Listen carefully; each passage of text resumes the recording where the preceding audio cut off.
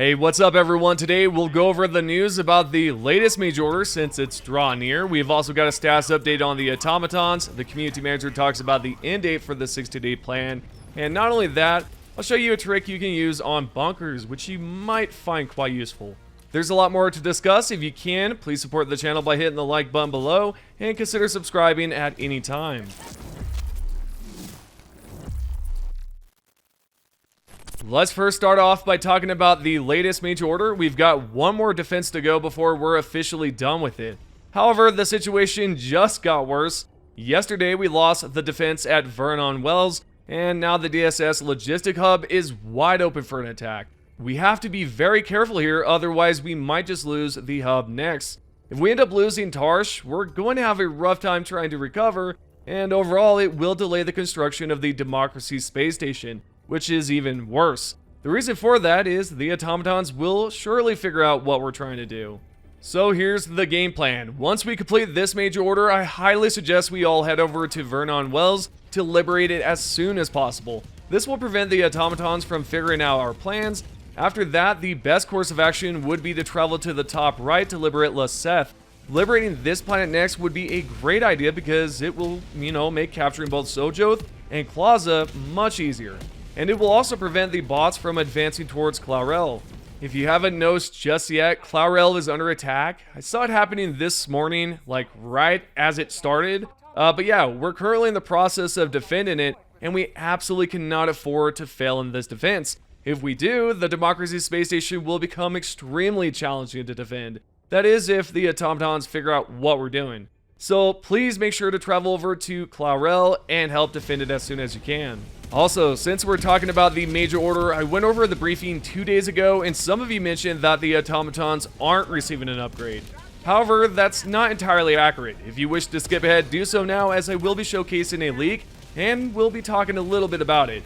With that said, there have been leaks in the past suggesting they're going to get a chrome plating, and reportedly there are 3 specific Automatons that will be upgraded. But before we go over the image, I'd like to bring up a line from the latest briefing where it states, "The Automatons were crafting new alloy of their own, an exceptionally light metal, seemingly for armor plating." This right here, some of you thought there would be a new Automaton, but I don't believe that's the case. Considering the leaks, it appears there are 3 specific Automatons slated for an upgrade. If you look at this right here, you might have seen it before, yet I think it's worth bringing up as an example of what they will look like. You can see they're much shinier now, and apparently they're being called the Iron Fleet, at least what was found within the Helldivers 2 files. It's fair to say that the developers might make additional changes, so not everything you see here is set in stone. So that's something to think about as you are taking a look at this. Alright, next up, the last 60-day patch is coming up very soon. We even have a date on when it ends. The support team member B Vitamin has recently stated when it'll end. If you check out this post right here, she wrote, "From the day of the announcement of the 60-day plan would be on Saturday 12th. I think I don't know when the next patch is, but I wouldn't expect it on a weekend, so stay tuned for any news and HD2 announcements. If some, it'll go there." Now, as of right now, there's no word on when the patch will be arriving. If I had to guess, I'd say Tuesday or even Wednesday. It could happen. This, of course, is if they have all their ducks in a row. That's not to say they're not organized, yet what I'm saying is if they have everything set in stone, they can release the patch on those dates. It solely depends on if they have plans to add more changes. Recently, Baskonator stated that they're not done yet. I'm assuming this possibly means that they have more plans, either to add more to the patch or to continue adding content after the 60-day plan has concluded. Here's what she wrote. "It's coming up this weekend, I think. We aren't done yet." So yeah, you might be wondering, what are they planning to add to the game? Well, what we know so far is that the CCO Mr. Pillistek commented, I believe last month, confirming that the jetpack will receive a buff. He also confirmed that the Purifier has also received a buff as well, which is already in the Eternal build. There was a hint about a bayonet weapon, which some believe is going to be the Constitution rifle from the very first Helldivers game. He also remarked on how underwhelming the stim pistol is, indicating that it should receive a change. Additionally, he talked about patching the Eradicate mission bug and fixing an issue with the 500 kg bomb. Yeah, so there's certainly a lot more coming than just that, but those are a few things you can definitely expect in the next update. Anyways, what I would like to know is, what are you all most excited about for the next update? For me, I'm really looking forward to the improvements to the Purifier, because to be fair, it was quite underwhelming when it was first released. So I'm thinking it should be much better now. This is mainly because it can now be used just like the Scorcher, except the Purifier will not only be able to fire like the Scorcher, but can also be charged up for more powerful shots. Lastly, the CCO responded to a fan about Easter eggs, talking about how it's one of the reasons he got into game development, which is really cool. He stated this right here and said, "It's one of the reasons why I wanted to make games." Now, I'd love to see more Easter eggs, especially those that require a series of steps, doing things in a specific order to reveal something cool. It would be interesting to see something like that on the Destroyer, or even in the tutorial area, or maybe somewhere on the map. Of course, it's fair to say there are already some Easter eggs or hidden things around the tutorial area, but in general, it would be great to have more Easter eggs and secrets to discover. Speaking of secrets, if you weren't aware, the Destroyer has a warning on the airlock door that's somewhat amusing. I'm not claiming this is new at all, by the way. Most of you likely already know about it. Anywho, right here on the side, the devs wrote, "Text written in a row just like this, making it look like it's important, that the message written here has some meaning. Especially if you start using numbers for various things like this. 1 this, 2 that, 3 and the other. But regardless of all these various tricks, in-game later, it will just look like a bunch of important words on a row. Although not even one of them has any substance or meaning. If you're real clever about it, you can even take the first segment, the one above, and copy it to below to make it look like even more text. Like this. Look like a bunch of important words on a row, although not even one of them has any substance or meaning. If you're real clever about it, you can even take the first segment, like the one above, and copy it to below to make it look like even more text, like this. So after this, it essentially repeats the same message.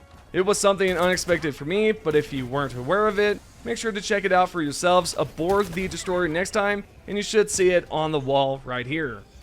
We're going to move along here and go over 2 helpful tricks you can use on the bunkers. The first trick involves using a mech. You can choose any mech you prefer.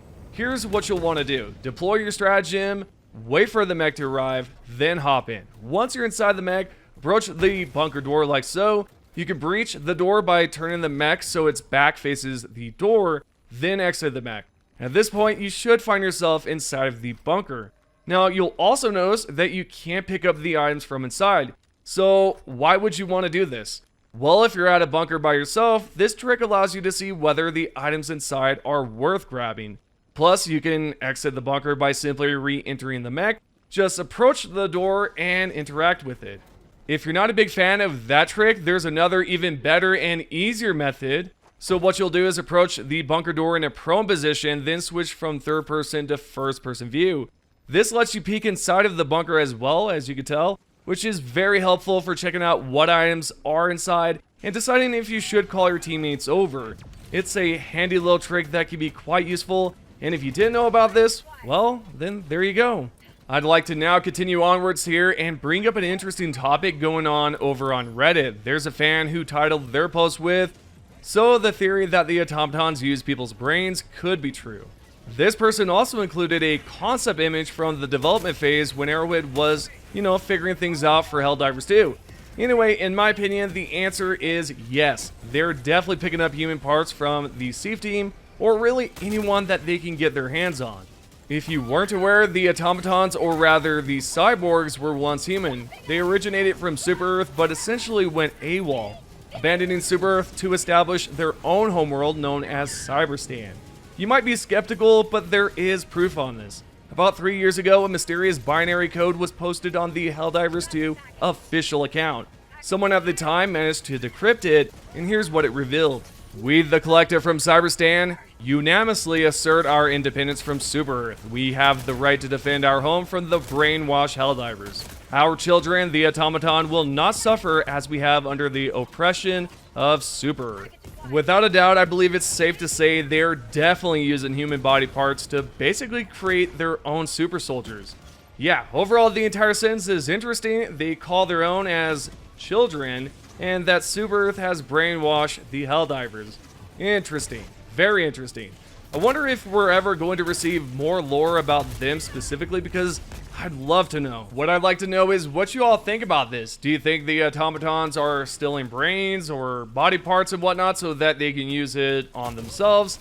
I'd love to know your opinions on this, so make sure to post a comment below and let's have a great discussion about it. Next up, we're going to see which armor is worth purchasing from the store. If you don't already own an armor with the fortified passive, I highly recommend grabbing the executioner armor. I'm quite fond of this one specifically, although I suspect some of you might not prefer heavy armors. To be fair, personally, I'm not a fan of them either, but this armor is definitely worth picking up, at least in my opinion. It allows you to withstand a lot of damage. I mean a lot of damage.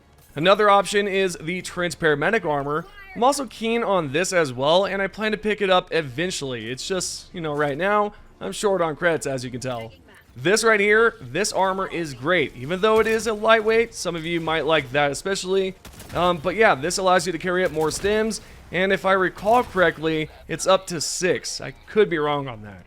So you have 2 excellent options to choose from. Lastly, I'd like to discuss another effective loadout for the Automaton planets. In the last previous video, or maybe the last 2, we covered loadouts for both the Automaton and Terminate missions. Now, this new loadout features the plasma shotgun, which is highly effective against various bots like rocket devastators, shield devastators, normal devastators, fully shielded scout striders, and basic bots. Essentially all bots except the larger ones like tanks and hulks. We also want to equip the thermite grenade, which packs a punch. For armor, we'll choose either light or heavy with the fortified passive to withstand 50% more explosive damage and decrease recoil by 30% when crouched or prone. My preferred stratagems with this setup includes the 500 kg bomb. It's capable of destroying almost anything, and yeah, you can also destroy hulks with it. I know in the last video someone said that it's not possible, but it really depends on where you throw it and if it lands directly on the bot. The second stratagem will be Gatling barrage for crowd control. For support, I either use supply backpack or a shielded backpack. And lastly, the railgun is amazing. It's a powerful tool for taking down hulks if you aim directly in the center. It's great against fully shielded scout striders, gunships, and even devastators if necessary. I don't use it all the time, but if I have to, I will definitely do that. This setup is great. It's just like the crossbow build I showcased, I think last time, except a little different with the stratagems. But yeah, I'm eager to see more loadout suggestions in the comments for this video. I'll select one below, so make sure you comment, and I'll test it out and we'll discuss it in the next video. With all the information being said in today's video, this is your Helldivers 2 news. If you guys would like to be featured in the next video, all you have to do is comment down below. The first comment is by dbutt5427. Nobody wants any type of nerf. Anyone that does need to be talked to by a local democracy officer. The second comment is by Jagger5580. I will throw anyone who wants nerfs into Meridia wormhole. Yeah, you definitely should. And last but not least, we have Jacob Green 1706. There isn't a single fan that wants nerves. Don't spread that dork. Of course, he throws in the S word, and I can't even say it because YouTube, right? But yeah, all these comments right here are about the last video and about the nerfs. I went over a topic because several people have been saying that the thermite grenade is overpowered, which, again, in that video, I'm going to say the same thing here. No, it's not. It's absolutely not, OP. It's fun to use, but it's not OP. So yeah, thank you guys so much for checking out the video. Make sure you subscribe, turn on notifications, and give this video a like. I'll see you guys in the next one.